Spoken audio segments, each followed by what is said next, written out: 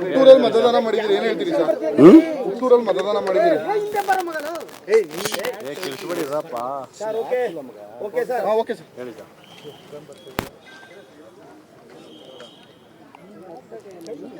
ಚನ್ನಪಟ್ಟಣ ಉಪಚುನಾವಣೆಯ ಈ ದಿನದ ಮತದಾನದಲ್ಲಿ ನನ್ನ ಹುಟ್ಟೂರು ಚಕ್ಕೇರಿನಲ್ಲಿ ಇವತ್ತು ನಾನು ಮತದಾನ ಮಾಡಿದ್ದೀನಿ. ಒಳ್ಳೆಯ ವಾತಾವರಣ ಇದೆ. ಜನಸಾಮಾನ್ಯರು ಸರ್ಕಾರದ ಪರವಾಗಿದ್ದಾರೆ ಅಂತ ಅನಿಸ್ತಾ ಇದೆ.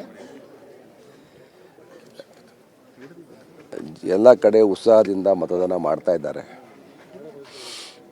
ಈ ಚುನಾವಣೆ ನನಗೆ ಆಶಾದಾಯಕವಾಗಿದೆ. ಸರ್, ಭಾಳಷ್ಟು ಜನ ಬೆಳಗ್ಗೆಯಿಂದಲೇ ಮತದಾನಕ್ಕೆ ಮುಂದಾಗಿದ್ದಾರೆ.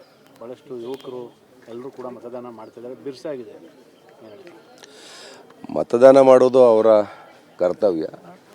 ಅವ್ರಿಗೆ ಭಾಳ ಪ್ರಚಾರದಲ್ಲೂ ಕೂಡ ಅವ್ರಿಗೆಲ್ಲ ನಾವು ರಿಕ್ವೆಸ್ಟ್ ಮಾಡಿದ್ವಿ ಮತದಾನ ಮಾಡಲೇಬೇಕು ಅಂತ. ಸರ್ಕಾರಿ ನೌಕರರು, ಅಧಿಕಾರಿಗಳು, ಭಾಳ ಜನ ಬೆಂಗಳೂರಿಗೆ ಹೋಗ್ತಕ್ಕಂಥವ್ರು ಎಲ್ಲರೂ ಕೂಡ ಬೆಳಗ್ಗೆನೇ ಬಂದು ಮತದಾನ ಮಾಡಿ ಹೋಗಿದ್ದಾರೆ. ಇದು ಉಪಚುನಾವಣೆ ಆದ್ದರಿಂದ ಭಾಳ ಉತ್ಸುಕವಾಗಿ ಮತದಾನ ಮಾಡ್ತಾ ಇದ್ದಾರೆ. ಆಗ್ಬೋದು, 90% ಎಬೋ ಆಗ್ಬೋದು. ಎಬೋ ಸರ್, ಈ ಚುನಾವಣೆನ ಇಡೀ ದೇಶನೇ ನೋಡ್ತಿದೆ ಸರ್. ಚನ್ನಪಟ್ಟಣ ಅದರಲ್ಲೂ ಚನ್ನಪಟ್ಟಣ ಕೊಡ್ರಿ ಸರ್.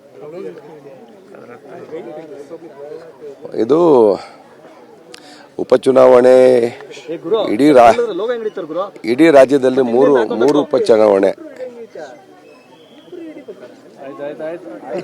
ಇಡೀ ರಾಜ್ಯದಲ್ಲಿ ನಡೀತಾ ಇರತಕ್ಕಂಥದ್ದು 3 ಉಪಚುನಾವಣೆ. ಹಳೆ ಮೈಸೂರು ಭಾಗದ ಒಂದೇ ಉಪಚುನಾವಣೆ. ಮಾನ್ಯ ಮುಖ್ಯಮಂತ್ರಿಗಳು, ಉಪಮುಖ್ಯಮಂತ್ರಿಗಳು ಇದೇ ಭಾಗದವರು. ಉಪಮುಖ್ಯಮಂತ್ರಿಯವರ ತವರು ಜಿಲ್ಲೆ. ಎಲ್ಲರಿಗೂ ಒಂದು ರೀತಿಯ ಪ್ರತಿಷ್ಠೆಯ ವಿಚಾರ. ನೋಡಬೇಕು, ಸರ್ಕಾರದ ಪರ ಇದೆ ಅಂತ ಅನಿಸ್ತಾ ಇದೆ ಎಲ್ಲ ವಾತಾವರಣ ನೋಡಿದ್ರೆ. ಜೊತೆಗೆ ನನ್ನ JDSದಿಂದ ನಿಂತಿರ್ತಕ್ಕಂಥವರು ಕೂಡ ಇಲ್ಲೇ ಜಿಲ್ಲೆಯ ಮುಖ್ಯಮಂತ್ರಿಯಾಗಿದ್ದವ್ರ ಮಗ. ಅವ್ರ ತೆರವಾದಂಥ ಕ್ಷೇತ್ರ. ಭಾಳ ಚರ್ಚೆ ಇದೆ, ನೋಡಬೇಕು ಏನೇನಾಗುತ್ತೆ ಅಂತ.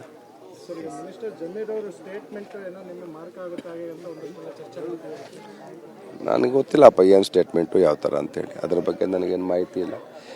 ನನ್ನ ಚುನಾವಣೆ ಯಾರೋ ಸ್ಟೇಟ್ಮೆಂಟ್ ಮಾಡೋದು, ಇನ್ಯಾರೋ ಅದಕ್ಕೆ ಉತ್ತರ ಕೊಡೋದಕ್ಕಿಂತ ಇದು 2 ವ್ಯಕ್ತಿಗಳು ಮತ್ತು 2 ವಿಚಾರಗಳು ಇಟ್ಕೊಂಡ್ರಂಥ ಚುನಾವಣೆ. ಬೇರೆ ಯಾರ್ಯಾರೋ ಸ್ಟೇಟ್ಮೆಂಟ್ಗೆಲ್ಲ ನಾನೇನು ಅರ್ಥ ಕಲ್ಪಿಸೋದಿಲ್ಲ. ನೇರವಾಗಿ ನನ್ನ ವರ್ಚಸ್ಸು, ನನ್ನ ಸಾರ್ವಜನಿಕ ಬದುಕು ಮತ್ತು ನಮ್ಮ ಸರ್ಕಾರ, ಕಾಂಗ್ರೆಸ್ ಪಕ್ಷ ಜೊತೆಗೆ ವಿರೋಧಿಗಳು, ಇದರ ನಡುವೆ ನಡೀತಕ್ಕಂಥ ಚುನಾವಣೆ.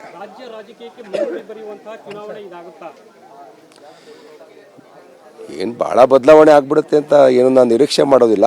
ಆದರೆ ಸರ್ಕಾರಕ್ಕೆ ಇದೊಂದು, ಈ ಉಪಚುನಾವಣೆ ಒಂದು ಅಧಿಕೃತ ಮುದ್ರೆ ಹೊತ್ತಾಗೆ ಏನು ಸರ್ಕಾರದ ಗ್ಯಾರಂಟಿ ಸ್ಕೀಮ್ಗಳಿದೆ ಅವು ಜನಸಾಮಾನ್ಯರಿಗೆ ತಲುಪ್ತಾ ಇವೆ ಅನ್ನೋದು ದೃಢೀಕರಣ ಆಗಬೇಕಾದ್ರೆ ಈ ಚುನಾವಣೆ ಫಲಿತಾಂಶ ಸರ್ಕಾರದ ಪರ ಬರಬೇಕು, ಕಾಂಗ್ರೆಸ್ ಪರ ಬರಬೇಕು. ನನ್ನ ಪರ ಬಂದಾಗ ನಿಜವಾಗ್ಲೂ ಜನಸಾಮಾನ್ಯರಿಗೆ ಸರ್ಕಾರ ಯೋಜನೆಗಳು, ಸರ್ಕಾರ ಕಳೆದ 1 ವರ್ಷಗಳಿಂದ ಸರಿಯಾಗಿ ಆಡಳಿತ ನಡೀತಾ ಇದೆ ಅನ್ನೋದು ರುಜುವಾತಾಗುತ್ತೆ. ಧನ್ಯವಾದಗಳು.